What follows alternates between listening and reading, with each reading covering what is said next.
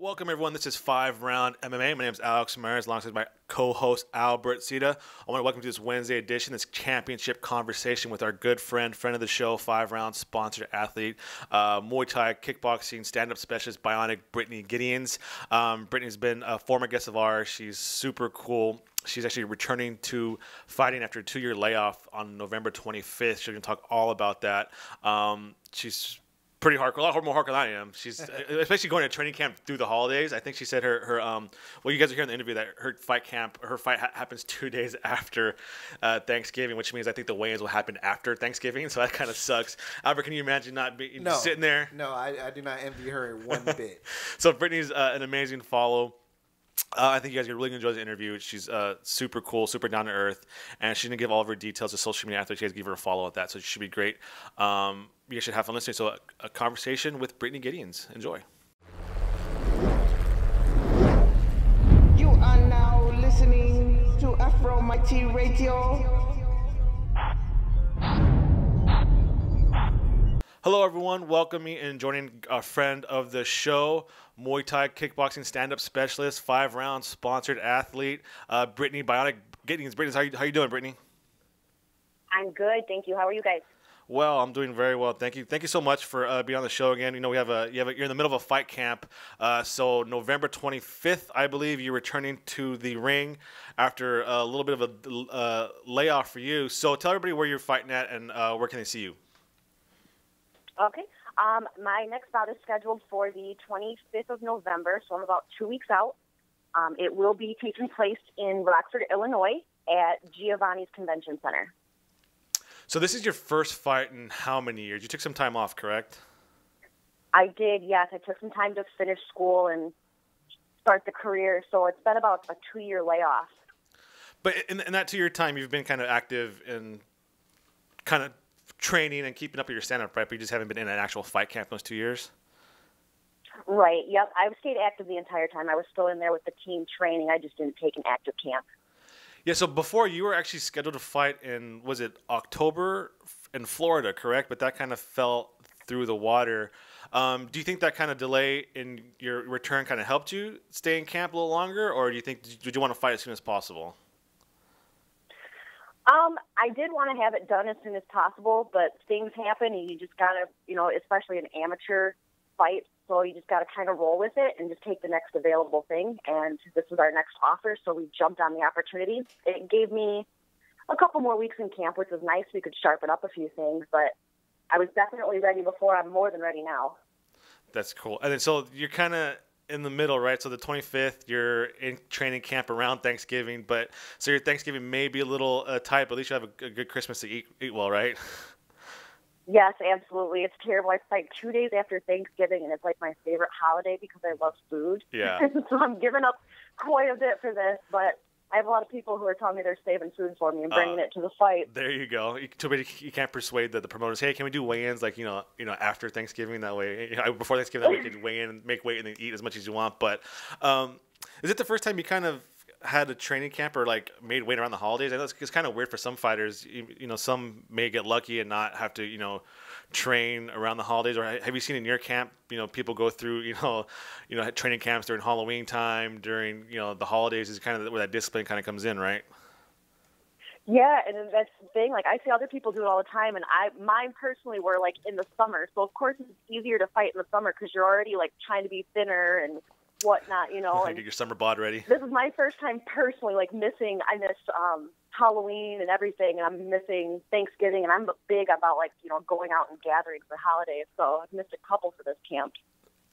It's crazy you say that too, because I know one of the biggest problems too that you just do mostly stand up competition, and there's no major organization right now as far as like in the mainstream.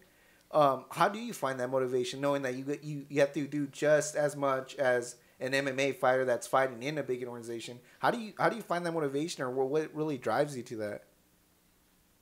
Honestly, oh man, it's the weirdest thing. Just the feeling you get from the fight alone. There is nothing that compares to that feeling when you walk out there and you fight and you get your hand raised. That's enough motivation for me right there. And Albert kind of mentioned it too. Obviously, the growth of mixed martial arts as a whole. But have you seen at least, on the local level, the growth of, just general combat sports, whether it be more boxing events being held, more kickboxing events being held, more Muay Thai events being held, and since the boom of MMA? It is a boom of MMA, honestly. At least in the Midwest, it's mainly organizations that cater to MMA, and I think that has a lot to do with the Ultimate Fighter introducing women into the organization and having the show and everything like that. So people are more geared towards the MMA thing right now, more than like just a stand-up boxing, which is fine.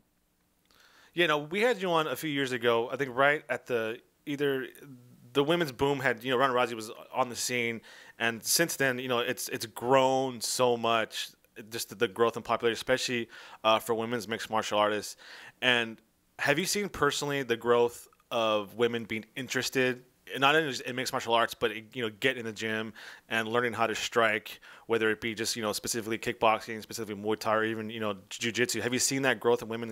I think I want to pursue fighting either as a career or just a way to stay in shape.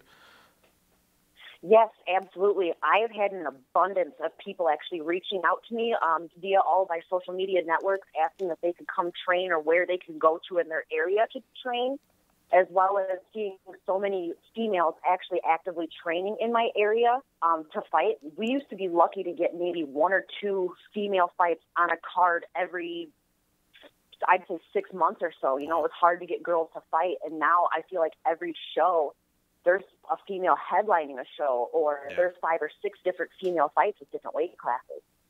That's also be motivation for you as well. You actually have more sparring partners in the gym. You can see more different techniques, and it must be really encouraging for you. So, did you feel like you kind of taken on that, like, because obviously you've been training combat sports for a majority of your life. Do you kind of feel like that mentor role, especially when somebody comes in new in the gym who's not really familiar? I know it's pretty intimidating going into a gym for the first time, correct? Yes, it is, especially as a female, because you're expected to work twice as hard for just half amount of respect in that sport. Yeah. And then being a stand-up fighter, I know that when stand-up people train, they train a little bit more aggressively. And how is it that you're able to balance the injuries as far as stand-up? Because I feel like stand-up fighters get hurt more often. Yeah, but we just saw with Frank Yeager, he had like an eye injury with the sparring session. So how do you manage that, Brittany? Oh boy, I'm one of those people that I'm all about safety. First of all, I get picked on because I will wear my headgear every day during sparring. I don't care. I'm really concerned about being hurt in camp, but honestly, you take more damage as a stand-up fighter. You just have to kind of be more technical with it. I feel like guys that go to the ground, or females that go to the ground, they are more brawlers. Even though you're aggressive standing up, you have to be smart about it. You have to pick your shots, and that's kind of, it's a hit, don't get hit kind of game. Yeah, so speaking of, tell us more about your training camp and how they prepped you for what's coming about. Oh, boy. My camp is awesome. This is actually the best camp that I've been through. I'm already on weight, which is insane. I'm usually dying towards the end of my camp. Energy levels are super high. I'm not anxious about it. I'm usually starting to get anxious about this time as well, and I'm not. I think it has a combination to do with I'm comfortable with XFO and fighting for them. The organization is good, and my training camp has been just insane with my team because I'm still currently with the same gym. We just have a lot of new team members and a new coach that we brought in from Brazil who is incredible and has completely changed the game for me. And that's the Northern Illinois Combat Club, correct? Yes, it is. Yep. Yeah, to tell us more about the environment and the culture of that training camp and just what it's like, and in case anybody's listening who may be interested or if you heard about it and want to know more about the fight camp or the gym. Just about like entering a fight camp or that gym specifically? No, that gym specifically. Oh boy. Well, we have a range of everybody in there. That's why I highly encourage. I haven't left because I have everything I need available to me there. We have a huge age range. We've got people that are in high school, male and female, all the way up to people that are, in their 40s still fighting. So we have something for everybody. It is a full facility with the actual strength and conditioning that runs in there. They do have a full fitness facility in there. We have our own strength trainers, kind of like our own little speed center kind of deal in there. We do work on site with a company, Food for Fuel, as well, that Oh, wow. fuels all the athletes for their diets. That's pretty much what made our weight cuts so smooth for all of us, and it keeps us so healthy the entire time. I love it there. I highly encourage people to come there because everything you need is available in one facility. You're not wasting all this money like you do at some other places where you have to go to multiple facilities to get what you need. That has been like such like a peace of mind for you, knowing that you got a one-stop shop right there. And so you said, like, shopping around for a dietitian, shopping around for a good striking coach, for a good a facility with cardio equipment, with weight, with what's that like? I mean, the mood must be there between you and your teammates. It's kind of like, everything's here we need. Let's just focus on our fight and our fight camps. Yeah, our head coach there, who owns the facility, is amazing, and he pretty much holds it all together. Like, he's the man that makes it all possible. He makes sure that we have everything that we need available like that, and it's the most comfortable. I don't even know how to explain it. The environment is amazing. So coming up on the 25th of November, what do you know about your opponent? What are you prepping for, just without giving away too many details? What have you been working on specifically for this training camp? As of right now, it looks like I don't have an opponent on the actual website. Well, I keep checking the card. I'm anxious to check the card because I want to know who I'm fighting. They do have a girl on there. We are the same weight. We do have similar records. However, they don't have us matched up together, so I don't know if she's going MMA and not going to do a Muay Thai bout. I know that she did just fight earlier in the week. I'm not aware if she won or not, so I'm thinking maybe they're waiting to see if maybe she took an injury of some sort, and they're going to, so that she's going to get dropped from the card or whatever. Okay. So I don't have too many details, but I do know that the fight is for sure happening. I was told to just relax on it because they are waiting for results on other fights before they give me my fighter. Oh, okay. I was asking about that, the mental game. Like, they told you not to worry about it. Then, like you said, this organization is well known, well established, so you're not too worried about, come the day before, the day say, hey, you show up, say, hey, sorry, Brittany, we don't have anything for you here. But you're very confident that something will go down, right? Oh, yes, absolutely. I've actually fought for this organization in the past, and they replaced my fighter overnight when I had a girl not show up to weigh-ins. Oh, wow. And the girl was just a little bit heavier than I was. I want to say she weighed in like 15 pounds heavier than I did, but I still really wanted to fight. I felt like I owed it to myself and my team, because I'd worked so hard. So, I mean, they've replaced my fighters before in no time, and I had no anxiety over it. It doesn't give you time to think about your opponent, Yeah. I almost prefer not knowing anything about them and then just going in there and getting it done, because I ended that fight in the first round via TKO. It was insane. So I'm really not worried about who I'm going to be fighting. Man, that's pretty hardcore. After over a 2-year layoff, you're like, I don't even care. I just want to fight. I'm going to fight during the holidays. Just give me whoever put somebody in. That's pretty hardcore, the mentality. Have you always had that type of mentality growing up, even with whether it be are you a pretty competitive person outside of combat sports?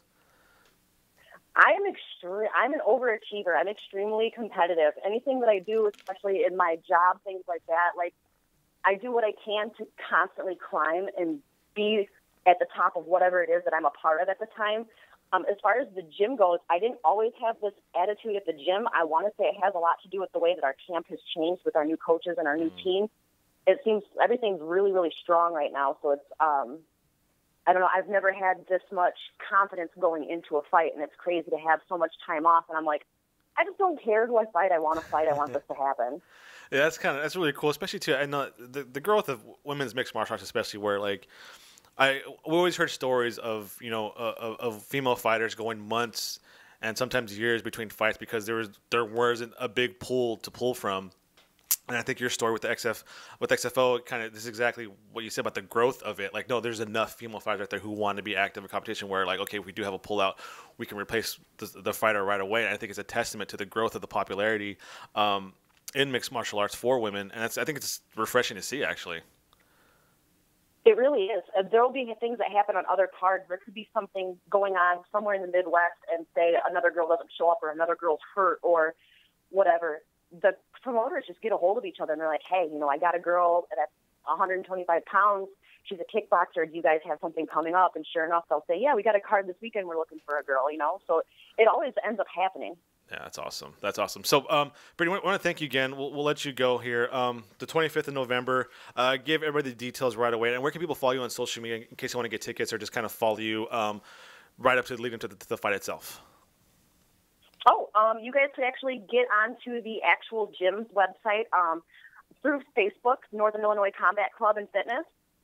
You can follow us through there. There are tickets available on there as well. Same with XFOMMA.com. They're available on there. Otherwise, all of my social media networks I keep open, so then that way the fan base can follow and I can stay in touch with people.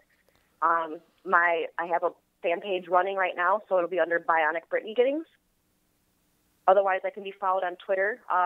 That Twitter handle is under Britany86, and then I also have an Instagram running, which is also Bionic Britany as well. Yeah, I do encourage all of our listeners to go follow Britany. She's super fun to follow. Your tweets are hilarious about sparring and training and cutting weight. Especially, I know you've been in for the longest probably diet for forever.